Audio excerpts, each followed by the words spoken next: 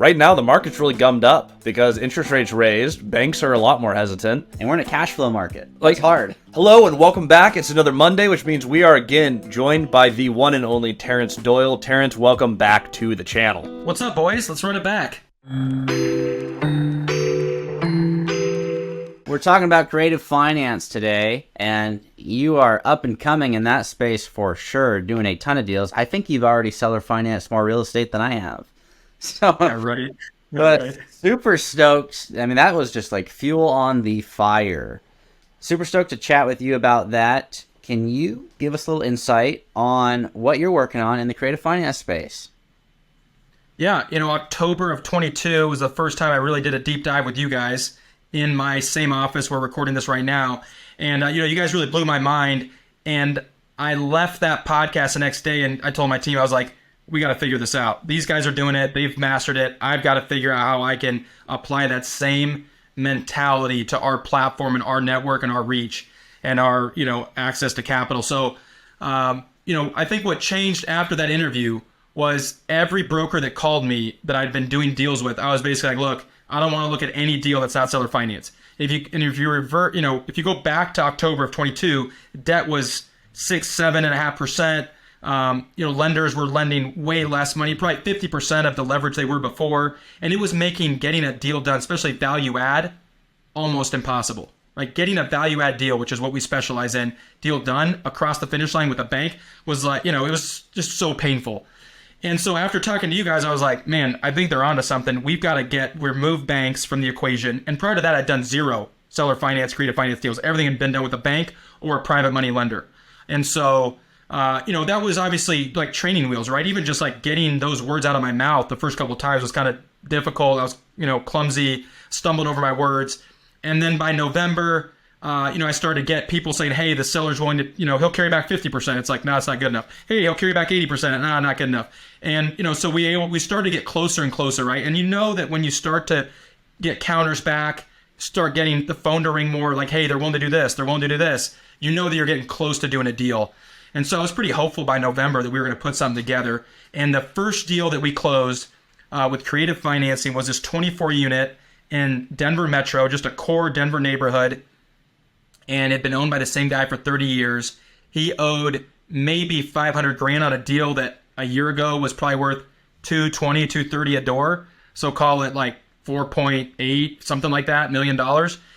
And, he started off with like, I want 4.2 and I'm willing to carry back, I'm just making this up, I'm willing to carry back like, $2 million. And, so we walked the property, put it under contract, and after inspections, he basically came to us with, after a couple different conversations, like, look, I want 1.5 down, and I want $10,000 a month for 5 years. You tell me. He was like, it's insignificant. It's irrelevant to me what the interest rate is. I want $10,000 a month, and I want 1.5 down. And so then, and I think I was texting Christian you about this. I was like, hey, how do you do this? How do you look at this? What are your thoughts on this? Mm-hmm. And we ended up with basically, we pay him. So we closed on this property December 22nd, right? And we put down just a little bit over 1.5, which is what he wanted. He owed $500,000, so I want to put $1 million in his pocket. And because he was indifferent about the interest rate, we're able to say, okay, we're going to pay you $10,000 a month, and it's going to be amortizing. So it was amortizing on a 30-year AM schedule, and that ends up being like a 2.25% interest rate, right? Fully amortizing. So we're paying down like $3,000 a month in principal, and the average rents. This is what makes the deal amazing. We bought it at, call it 170 something a door, right? So well below the market. So you're talking about a 2019 price per door, or basis, and then we basically got the best debt term. We basically got agency debt in the middle of COVID, right? 2.25%, fully amortizing. And on top of that, the rents that he had are, call it $900 a door. So 900 times 24, he was collecting after everything like $24,000 fully stabilized, right? Because the rents were so far below market. And the market rents are, call it $1,400. So day one, we're paying this guy $10,000 a month. I had a 30% expense ratio, so $8,000 a month. We're we're netting, the NOI is $14,000 a month. We're paying him 10. So you're talking about $4,000 net a month. So $48,000 a year on $1.5 million. Like those returns on a going in value add deal, I've never done a deal in Denver where month one I'm cash flow positive, net after everything, right?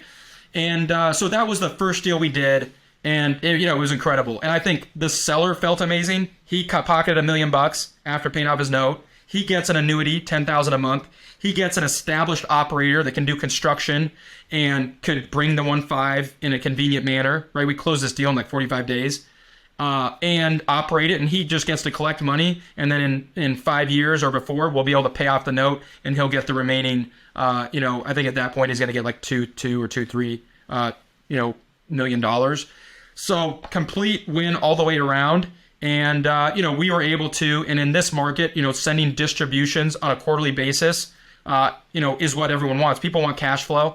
So that was the first deal. And I think I texted you guys right after, and I've been trying to promote you guys as much as I can because, that really set me on this track of like, okay, I want to do more, right? It was like a drug. It's like, dude, that was amazing. I just want to do that. And so we closed on our second one, we closed on the second one, like call it mid-February. And that was a 13 unit in like even a better neighborhood of Denver. And we have 2 more under contract that we close next week, seller carry. And then we have a 5th that will close in Des Moines probably sometime in April. And so you talk about 5 deals with what I think is, some of the best debt terms and some of the best basis that we've had that are going to cash flow day one. That conversation we had, I think was really life-changing and a change in the trajectory of Verco and what we're doing. So it was incredible, and I'm happy to unpack any of that. But seller finance, creative finance, whatever you want to call it, definitely the way to go in this environment. And you guys were definitely ahead of the curve there. So 2.25% interest rate is ridiculous. The lowest we've ever gotten was 3%, and that was on a Seattle deal that Christian negotiated, and that was phenomenal. I mean, that was just a great purchase, but we've never gone below 3. You managed to get that on not only your first deal. Was that your best deal, or have you done a better purchase? I think it was a good deal. It was a really good deal, right? I mean, had I had all the money, I would have put all the money into it. It was a really good deal. I think since then, it depends on how you define best. Like really good cash flow, really good basis. That deal when we sell it will be worth $250 to $300 a door, and the rents will be $1,400. So I love the trajectory of that deal. We did another deal that was 13 units where the family was in a tough situation. They basically didn't want to manage an asset anymore, right? The parents that bought the deal and managed it passed away, and you got 3 or 4 brothers and sisters that just did not want to manage this asset, wanted nothing to do with it, but didn't want to pay a lot in taxes and just wanted an annuity. And so that deal was in, a neighborhood of Denver that I think is just very, not like affluent, but really solid, really strong. I'd say the median income is probably $80,000 to $120,000. So definitely not workforce, not like your country club, but somewhere in between. And that was a 13-unit deal, very clean. And the seller carried back 92%. So 92%. So call it on a $2.5 million deal. They carried back over 2.2 million at 4% interest only with no prepay. So that was a really good example of like someone calls me, hey, these guys want to sell, and I'm like, here's my number with bank debt. One of the things I learned was you gotta frame it. So they have to understand how much more you can pay not using a bank. So I think my offer with a bank loan was like 1.6. Because I just didn't want to use a bank. And then my offer with the bank loan was, let's say, 2.3 or 2.4. Or with seller financing was 2.3, 2.4. So they're going to get significantly more if they carried back the paper. And then, we just were trying to get to a number that they wanted. And it ended up being, I think, close to $6,000 a month. And on that deal, we did full term IO just because, $6,000 a month with where rents were at, felt really good. We didn't, at that basis, I think the difference for me was at that basis, I didn't need to pay down the principal. I'm buying this thing for $170 a door. The comps are $250, $260, and it's only going to go up. And so I felt like, there's no need to pay down principal. I'd rather take the cash. I'd rather have cash flow current in the current environment. And so at 92%, I think, Cody, you and I talked about this, to be able to control, let's say, a $3 million asset with $250,000 down, that's ridiculous. And so, one of the things we've discussed and kind of framed that to our partners in our fund is, you basically, if you can put 8 to 10% down and then grow the NOI, let's say you can double the NOI, right? You're basically going to get, 5, 6, or 7 times your money over 5 years. So you're talking about a venture type return, right? Venture capital, buying, startup tech or something in software with very little revenue, so really high risk. Typically, when you're going to get 5 to 7 times your money on any deal, it's very risky. But here you get to buy a real asset in a strong location in a submarket of Denver, Colorado, and you're going to be able to get 4, 5, or 6 times your money, right? And get a venture type return in real estate. And so that, I think, is one of the beautiful things about creative financing, is being able to get even more leverage at a very low interest rate, right? So it's not adding more risk to the deal because the basis is low, right? I think one of the reasons that we talk about, maybe you guys not liking syndication is because people max lever it and you get really bad debt with max leverage. Here you're talking about 2021 debt, 4% interest only with no prepay. No bank in the world is going to give you that, right? When the rest of the market's at 7.5. And so that allows you to get an insane return on your equity with still not taking a lot of risk, having a hard asset to back you. So, I mean, that was probably pound for pound one of the best deals I've ever done. And, wouldn't have happened without the conversations that you and I, we've all had. And you guys really getting me to think differently about the way to structure finance multifamily deals. And for those who aren't tracking with that, it's easier to multiply 8% down than it is to multiply 40% down. What? Imagine that. If someone goes out, and we're doing this in real time right now. We're working on a $4.5 million purchase, conventionally financed. We're going to have to put $1.5 million down, but it's got a phenomenal location, so we're just going to buy it.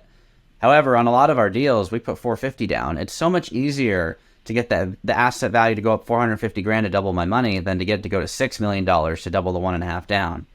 And that's exactly what you're doing right now. And I'm guessing you're getting non-recourse loans. These seller notes are non-recourse, right? That's right. Yeah, that's right. That's ridiculous. Putting 8% down, getting non-recourse debt, 4% interest only full term. That's right. If anybody else can get that with a bank, sign me up right now. But I don't see that happening. Yeah, it doesn't exist because the governing bodies that oversee banks won't allow that, right? Because they're going to view that as too risky, right? And even right now, I think most banks on a DSCR basis can only lend 50 to 60% of value of purchase price, not to mention the construction. So that puts you at less than 50% of total project cost. Most deals, to your point, Cody, most deals don't pencil because if you put 50% down to double that money, the asset has to increase in value by 50%. That's really hard to do in real estate unless you're going to hold it for 20 years. And most people our age don't want to hold things for 20 years to double their money. They can do that in other ways much more efficiently with the same amount of risk. So to your point, yeah, the less money you're able to put down. Now, the key to that is, most people, I think when they hear seller finance, they're like, oh, did you give them their price? It's like, no. I got the price I wanted. I'm buying it at a basis of, in 2018 or 19 or a pre-pandemic price, right, before inflation took off, and I'm buying it with debt that you can never get, right? And so when you put those two together with a 2018-19 basis in the property, so the right price per pound, price per door, price per foot, whatever you want to use as the metric, and you get the right debt, that to me is where seller financing is very powerful, right? The people that talk about seller financing that don't, that are basically just giving, paying a premium on a price per door per foot to get that attractive financing, that to me isn't interesting. You've got to put both together. You've got to buy the deal right, as if you're using a bank, and then you put on the secret sauce of the right debt, right? With the right terms, the right AM schedule, all of the terms that we've been talking about. That's when it's very magical. And that's when you can create something that you're not able to recreate using bank debt. Or, you know what I mean? So putting both together is I think, what is necessary. And I think what a lot of people miss, and I think it's mostly because of all the online gurus who go like, this is the best strategy, and they brand all this stuff like subject to is the only way to go, or creative finance, seller financing is the only way to go, or you have to syndicate. I mean, we're doing bank stuff right now. Yeah. It's just what's the opportunity, what's the debt product, but when you're able to find it like you are, I'm not saying a step further than we did it. We normally pay close to market value. We're not usually getting a steep discount on stuff. You took it to the next level. Yeah. But the combination of strategies, you're going, okay, I have a fund. I know how to syndicate, but I'm not syndicating to get the fees of syndication. I'm syndicating because you have to buy right. So how do we push returns? Well, if we get lower down and better interest, turns out we multiply money easier and we cash flow better. So you negotiated more terms, and now you have better deals. The other people who are syndicating, who only focused on learning syndication, only know how to raise funds, go to the bank, buy the deal. Right now, the market's really gummed up because interest rates raised. Banks are a lot more hesitant. It hurts. Our max cash out is like 64% LTV. That's max. Yeah. And we're in a cash flow market. Like, It's hard. what have you been seeing with banks on your deals? Because you're a lot more bankable than us. Banks know you, have deeper bank relationships. For the deals that you're doing with a bank or have recently done with banks, is that process as easy as it was the last few years, or has that slowed down for you too? I mean, this is what motivated me. I last summer, we were doing 2 or 3 pretty large deals, and it was the first time in my career. And think about, I've been doing this since 2008. I've closed on hundreds and hundreds of properties since 2008. I have really deep track record and relationship with a lot of local banks, even friends with families that own banks in Des Moines and Denver. And I had 3 deals retraded within a week of closing in 2022. 3 deals with people that I know extremely well. And it was really just from pressure. What's interesting about capital markets is when things tighten from the Fed level, it just trickles down. And then banks have to tighten their underwriting, and then it trickles down to investors like us, and then we have to trickle it down to our residents and our investors, right? And so it's just this massive food chain that just trickles down. And so when I was battered and bruised last summer, I was so jaded by the time I met you guys, and it was the conversation we had was what I needed to basically say, I can still operate and do deals, and I don't need to use banks and go through that pain, right? It was so many sleepless nights, so many like heart-wrenching conversations like, what are you talking about? You're not going to close. What do you mean you're going to retrade the term sheet? It literally felt like when you're in a negotiation with a seller, it's like, hey, the electrical panel's bad, the roof is bad, I need $100,000 off. That's literally what banks were doing, except they were taking it from 75% of purchase to like 60. So it was just like, oh my gosh, I can't even do this deal now, right? So all that to say that, putting, like I said, putting value add real estate, so buying outdated legacy assets with, the creative mind that, in this idea of creative financing where you take, and it really comes down to like what you guys said, there's no box. It's like, what does the person need? Okay, you're solving for $10,000 a month, no problem. Okay, how much do you want down? Okay, I'm solving for this and this. I can get you a solution if you give me the data points I need to solve for, right? And that's really what it comes down to is just, hey, what do you need? I can get you where you want, but just tell me what you need, and I'll come to you with a proposal that gets what you need and gets me the return that my investors need and we need as a sponsor and as an operator. So we've only done 1 bank deal since I saw you guys. I did 1 bank deal. We bought a deal in Des Moines that was like 80 units, and it was direct to seller. It was a seller that we'd worked with in the past, and we bought that deal for like $54 a door, and the rents were like $700. So, one of the banks that we had, and this is, the market had stabilized by December, and we were able to get 80%. The only reason we did that deal is because I was able to get 80% of total cost. So I basically bought a $4.5 million deal, and I put 1.1 down. So that made sense. And I was able to lock the rate at like 150 over the 5-year because this bank wanted to close out their year. I personally guaranteed it. They loved the location. They'd seen us operate, and they were less concerned and fearful about the market. They felt things were stabilizing. Inflation was coming down. The market was much more stable then even than it is right now. And so that was the last bank deal we've done. And I don't have a deal under contract right now to do with a bank. The only deals I have under contract are seller finance. That was kind of an anomaly just because of the basis, the location, and the relationship I had with this bank. We had just paid off a really big loan from them. Let's say we paid off a $6 million loan, and they were going to lend $4 million on this deal. So it just, that was a collision of a bunch of different variables that worked out. And we got, like I said, 80% of total cost, which is phenomenal. And we got 5.3% interest only for 24 months on a 5-year fixed. So those were really good rates, right? That deal made sense because the bank debt was good, the basis was good. But that was the last bank deal that I've done. In bank rates right now, the Treasury's at 4%. Most banks want 200 basis points over the Treasury. So you're talking 6%. They want fees. They want a lot of covenants. They want a high DSCR. It's very hard to do a deal with traditional banking right now because of the regulatory environment that they're under. That is my favorite part, just to round out today. That is my favorite part about your business model. You're not just doing it for one specific debt product. It's not just seller financing. Some people are just seller financing or just private capital or just bank loans. and those people box themselves into the corner. And that's the reason I appreciate you jumping on, because you actually think, you logic through the situation, and you put the best product for the deal that presents itself. That's my favorite part about your whole business. You're flexible. Yeah, thanks. Yeah. That's awesome. I think I've been an entrepreneur my whole life, right? I think that's helpful. I started when, I was in your age, really, Cody. It's like, I've never had to have this like kind of institutional mentality that you get boxed into being a W-2 employee or having to go through this corporate ladder. It's like, I've always seen the world as, okay, what are the problems? What are solutions? How do I get from point A to point B and do it? How do I hack the system, right? How do I hack the system? I don't need to go. I've always been a contrarian, right? If everyone's going left, I want to figure out how to go right and beat everybody to the finish line. And so I think applying those same principles to real estate is definitely an advantage. And I think, just thinking creatively outside the box, there's not one way, there's multiple ways to get where you want to get. And at the end of the day, it's about communication. How do you structure a conversation with either a broker or a seller or a bank that gets them what they need and you what you want? Love that. What just amazes me is the size of organization you have. A lot of people because you've had strategies that got you to where you're at, and you have a big fund. You've had bank relationships. What I've seen with most people who get as large as you've gotten is they hit a point where like, you know what? I don't need to learn more because I'm ahead, and I just respect that. That's not you. You can hop on a podcast. Like, you got takeaways from a 31-year-old who's been in real estate for like 2.5 years and a 23-year-old who's been in real estate for 3.5 years. I was 22. Yeah. Oh, yeah, right. You're even younger then. Turns out if it's in the past, we were younger in the past.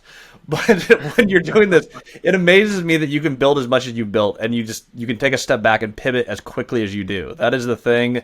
When we talk about Terrance, it just blows me away how you can operate that nimbly at the size that you are. Because you're not a 5-person company.